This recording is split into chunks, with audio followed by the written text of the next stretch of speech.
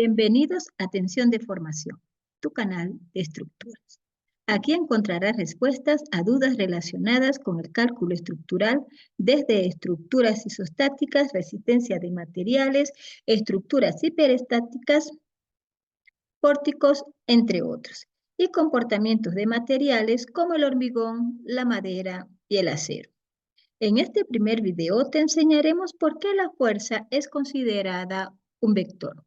Veremos suma y resta de vectores, suma de varias fuerzas, ley del coseno, ley del seno. Un vector es la forma en que se representan las cantidades físicas cuyo efecto varía con la magnitud, la dirección y el sentido. Si a un cuerpo le aplicamos una fuerza, el cuerpo experimentará un desplazamiento. Si al mismo cuerpo le aplicamos una fuerza de mayor magnitud, el desplazamiento que experimentará será mayor. El desplazamiento del cuerpo producido por la fuerza varía según la magnitud de la fuerza.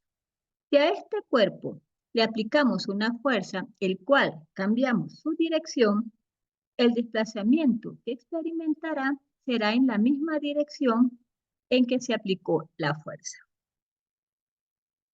El desplazamiento del cuerpo se produce en la misma dirección en que se aplica la fuerza. El efecto de la fuerza varía según la dirección en que se aplica. Si a este cuerpo le aplicamos una fuerza de igual magnitud e igual dirección del inicial, pero cambiando el sentido, es decir, en sentido contrario, el desplazamiento del cuerpo será también en sentido contrario. El desplazamiento del cuerpo se produce en el sentido en que se aplica la fuerza. El efecto de la fuerza varía según el sentido en que se aplica. Considerando que el efecto de la fuerza sobre un cuerpo varía según la magnitud, la dirección y el sentido, para analizar su comportamiento, la fuerza es considerada un vector. Un vector se representa con una flecha. Esta flecha tiene una cola y una punta. El tamaño de la flecha representa la magnitud del vector. El ángulo con respecto a la horizontal representa la dirección y la punta de la flecha representa el sentido. Así como las fuerzas se pueden sumar, los vectores también se pueden sumar. Para sumar y restar vectores, tenemos que tener dos vectores. Si tenemos el vector A y el vector B, para sumar A más B se hace de dos maneras. La primera, tenemos el vector A y en la cola del vector A colocamos la cola del vector B. En la punta del vector B trazamos una paralela al vector A. En la punta del vector A trazamos una paralela al vector B. El vector resultante de sumar A más B va desde la cola de ambos vectores al punto de intersección de las dos líneas paralelas. La otra manera es, teniendo un vector A, en la punta del vector A colocamos el vector B. El vector resultante va de la cola del vector a la punta del vector B. De esta misma manera podemos restar los dos vectores A y B. La primera manera, colocamos, teniendo el vector A, en la cola del vector A, colocamos el vector menos B, es decir, el vector B en sentido contrario. En la punta del vector B, trazamos una paralela al vector A, y en la punta del vector A, trazamos una paralela al vector menos B. De la cola de ambos vectores al punto de intersección de ambas líneas paralelas, tenemos el vector resultante de A menos B. Segunda manera es, teniendo el vector A, en la punta del vector A, colocamos el vector menos B Y el vector resultante de A menos B va de la cola de A la punta del vector menos B. Si tenemos varios vectores o varias fuerzas que están representadas por vectores, podemos sumar estas tres fuerzas. Si tenemos la fuerza F1, la fuerza F2 y la fuerza F3, podemos sumarlas de la siguiente manera. Tenemos la fuerza F1. En la punta de la fuerza F1 colocamos la cola de la fuerza F2. Y de la cola de la fuerza F1 a la punta de la fuerza F2 tenemos la fuerza F1 más F2. En la punta del vector F1 más F2 colocamos la cola del vector F3. Y el vector resultante de sumar F1 más F2 más F3 va de la cola del vector F1 más F2 a la punta de la fuerza F3, que sería la fuerza resultante. Bien, vamos a hacer un ejemplo de aplicación de cómo se suman fuerzas. Y aquí tenemos una argolla, el cual está sometida a dos fuerzas. La fuerza de 800 newton en la dirección del eje Y la fuerza del 600 newton en la dirección de 30 grados en sentido horario con respecto al eje X. Vamos a determinar la magnitud de la fuerza resultante y su dirección medida en sentido contrario al de las manecillas del reloj desde el eje positivo X.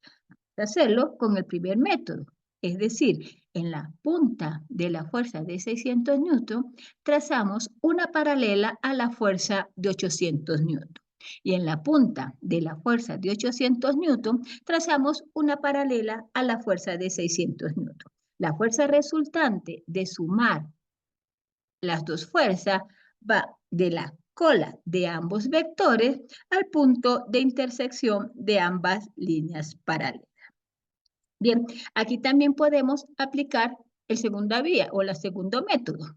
Tenemos aquí en rojo la fuerza de 800 newton y en la punta de la fuerza de 800 newton colocamos la cola de la fuerza de 600 newton y ahí tendríamos exactamente la misma fuerza resultante que va de la cola de la fuerza de 800 newton a la punta de la fuerza de 600 newton. Si separamos este triángulo, podemos ver cómo podemos determinar la magnitud de la fuerza FR o fuerza resultante. Para ello, vamos a tener aquí, ¿verdad? Las fuerzas. Estas dos fuerzas de 800 newton y de 600 newton estarían separadas por un ángulo de 60 grados que lo obtenemos del ángulo complementario del eje Y el eje X del ángulo complementario de los 30 grados de la fuerza de 600 newton. Ahora bien, si tenemos un triángulo en el cual tenemos los lados de los mismos identificados con las letras ABC y los ángulos internos identificados con las letras alfa, beta y phi, vamos a dibujar una línea perpendicular al lado A al vértice de que tiene al frente. Y aquí podemos representar o determinar la distancia D. Esta distancia D se obtiene, ¿verdad? Porque sería el lado B por el coseno de phi.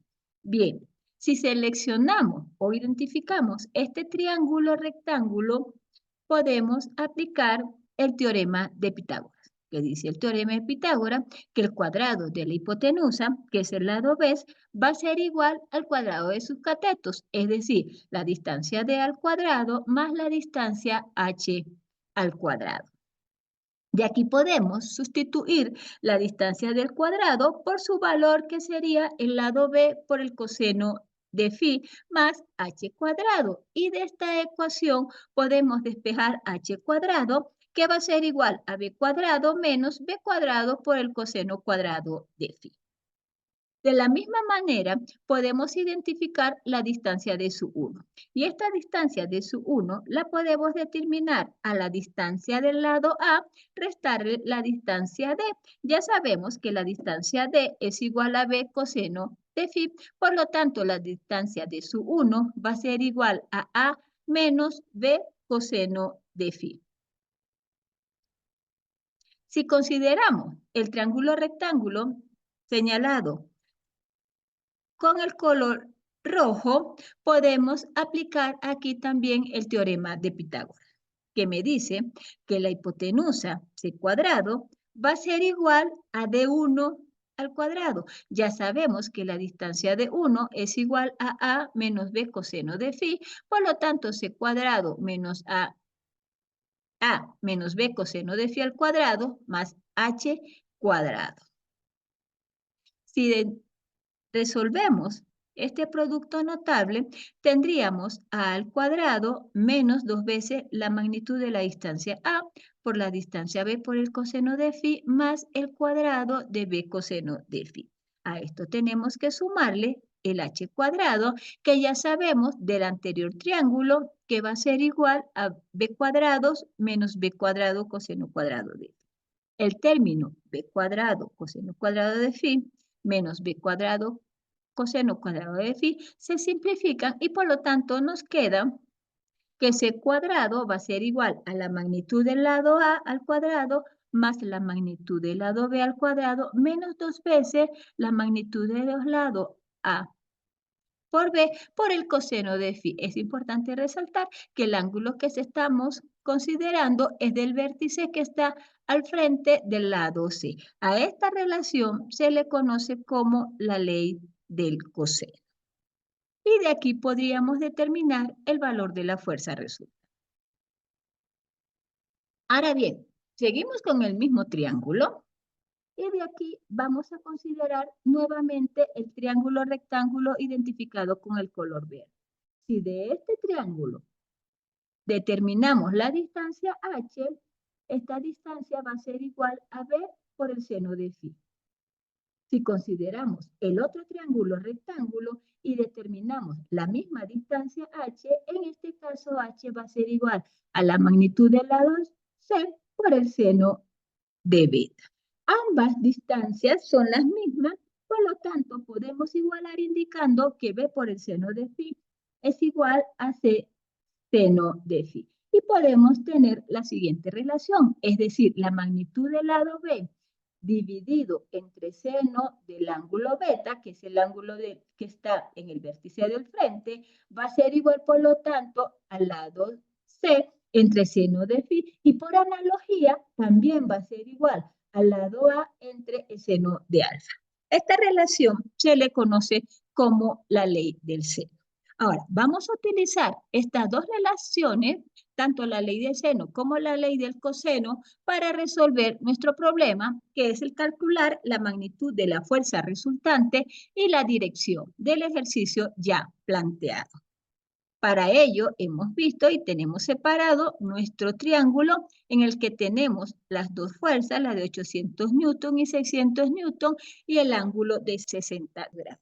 Para determinar la fuerza resultante, vamos a utilizar la ley del coseno, aquí señalada, que nos indica, por lo tanto, que la fuerza resultante al cuadrado va a ser igual a la magnitud de la fuerza de 800 newton al cuadrado más 600 newton al cuadrado menos 2 veces la fuerza de 800 por 600 por el coseno del vértice que está frente a la fuerza resultante, que es 60 grados. Y aquí obtenemos que nuestra fuerza resultante es 721.11 newton. Conocida ya la fuerza resultante, podemos determinar su dirección, que tiene que ser medida en el sentido antihorario a las agujas del reloj en relación al eje X y la estamos designando como alfa. Para poder determinar alfa, tenemos que calcular el ángulo beta. Y este ángulo beta lo podemos calcular aplicando la ley del seno, del cual tenemos que la fuerza de 600 newton entre el seno de beta va a ser igual a la fuerza resultante que ya conocemos de 721.11 newton entre el seno de 60 grados. Y aquí podemos determinar que el ángulo beta es 46.1 grados. La dirección que estamos buscando alfa la obtenemos restándole al ángulo de 90, al ángulo recto que forma el eje X con la fuerza de 800 newton menos el ángulo beta. La dirección de la fuerza resultante alfa, por lo tanto, sería 90 grados menos 46.1 grados, dándonos un ángulo de 43.9 grados. Este ejercicio se encuentra en el libro de Ingeniería Mecánica Estática R.C. Hibbeler, 12ª edición, en el capítulo 2, Problemas Fundamentales, identificado como F2-3. Entonces, aplicando la ley del seno y la ley del coseno y conociendo la suma de vectores, hemos podido determinar la fuerza resultante proveniente de dos fuerzas y su dirección. Si te gustó el video, regálame un like, suscríbete a mi canal y haz clic en la campanita para que no te pierdas el próximo video. Este es Tensión de Formación, tu canal de estructuras.